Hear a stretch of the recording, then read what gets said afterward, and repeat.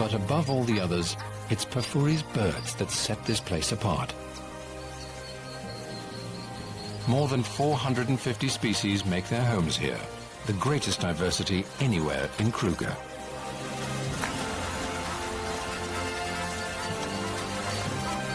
For many tropical African species, this is the most southerly extent of their range.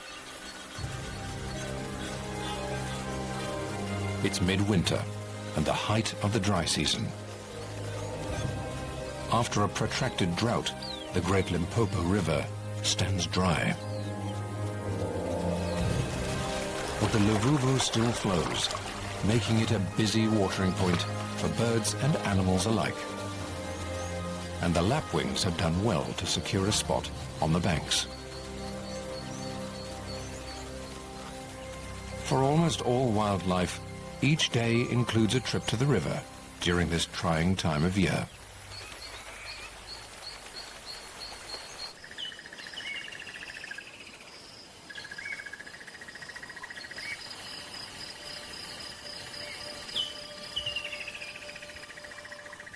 As morning dawns in Pafuri, a herd of waterbuck grazes on the marshy floodplain. With the males weighing up to 550 pounds, these are among Africa's most heavy-set antelope. They fuel their bulk by feeding on the most protein-rich grasses and herbs they can find. And during the dry season, it's the floodplain that provides. All this protein builds up a thirst, and waterbuck are among the most water-dependent of all antelope.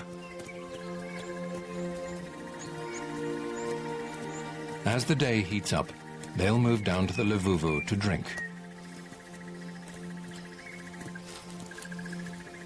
If not for the river, they couldn't survive here through the dry season.